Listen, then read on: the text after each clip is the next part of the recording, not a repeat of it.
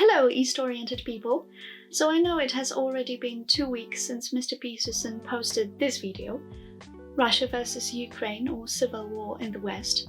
And I know that in internet's dimension, 2 weeks is like one eternity later, but I decided it was my moral obligation to make this video anyway. And besides, this channel's mission is all about including more of non-Western voices in any kind of discussion. And I actually think, after watching Mr. Peterson's video, that this is needed more than ever, since his speech clearly shows that the Western intellectuals are very much out of touch with what Eastern Europeans have to deal with. And this is distressing to me, to say the least. And to be honest, I did not expect it from Mr. Peterson for the reasons I will mention further down the line. I feel somewhat betrayed and unfortunately forced to cancel subscription from Mr. Peterson's channel. And this is coming from someone who thinks that canceling is one of the most ridiculous phenomena of our culture. But unfortunately, Mr. Peterson's video is not just some silly statement that we can all laugh about or be hurt by. Unfortunately, his video might potentially cost lives of hundreds, if not thousands, more of innocent Ukrainian people. So I think that in this particular case, cancelling is very much justified. To all ardent fans of Mr. Peterson that already wish to burn me alive for speaking ill of him, to be honest, I was quite a fan of Mr. Peterson myself. I think that his life advice is very sound. His famous interview with Kathy Newman has been a source of relentless inspiration to me. I think that one of the most brilliant thoughts of the last few years has been expressed in this video, which is: in order to be able to think, you have to risk being offensive. I think that his psychology lectures are fascinating. I would never call him stupid or unintelligent, like many people on the left political side would say he is. I also think that hammer and sickle symbol should be put in the same category with swastika and ultimately banned. After all, communism in USSR and other parts of the world has proved to be one of the deadliest, if not the deadliest, systems in this world, which is precisely the reason why I thought that his video was such a stab in the back. Out of all people, I thought he would understand the threats posed by Russian imperialism based on his anti-communist sentiment and his frequent references to Dostoevsky. But I see I was wrong. I tell you what kind of video I expected from him. I thought he would say, "Hey, people in the West, the Russian aggression against Ukraine is still going on, yet all you are preoccupied with are damn pronouns.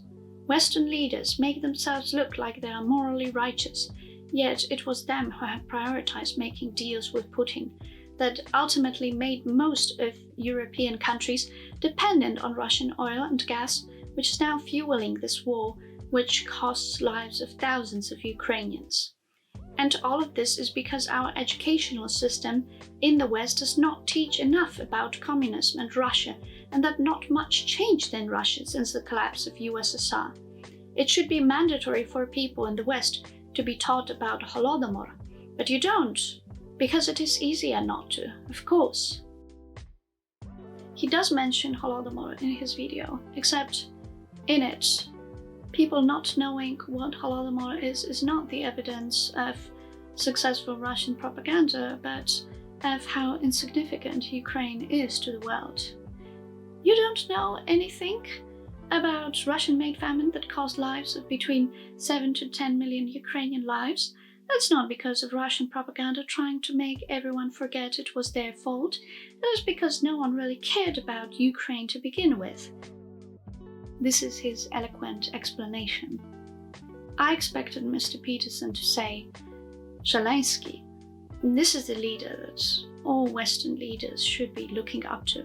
He and Ukrainian armed forces are now fighting for the Western values of democracy, freedom of speech, independence. It is our moral obligation in the West to give up all of our comforts and stand with Ukraine until they win this war, because if Ukraine fails to win, the rest of us is in danger too. Yet the opposite is happening. Mr. Peterson in his video suggests that the Russian aggression against Ukraine is the byproduct of Western wokeism, that it is Putin who is a defender of Judeo-Christian values, and that the Ukrainians should basically surrender now, not to exacerbate the situation for themselves and for the rest of Europe.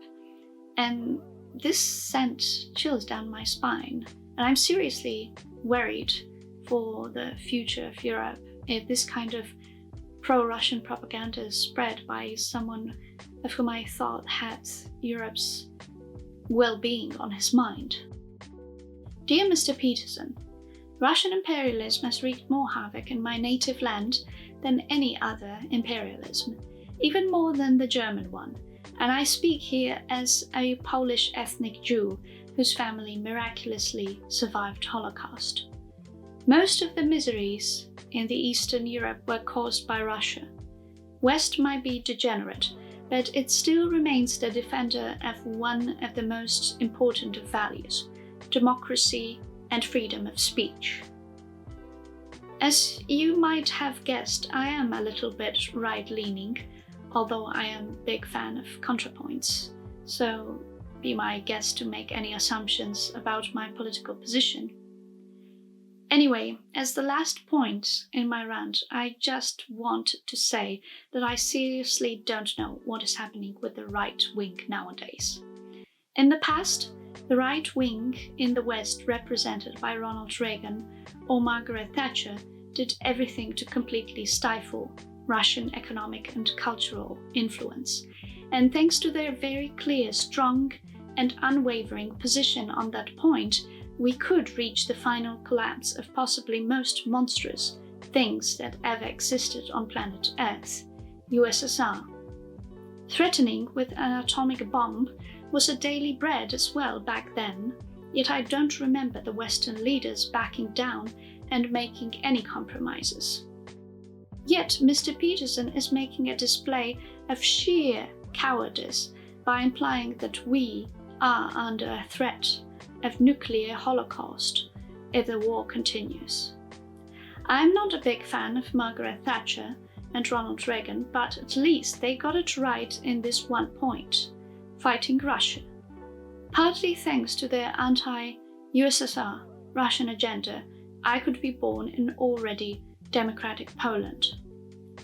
I wish that Western leaders were more united against Russia, so that future Ukrainian generations could say the same.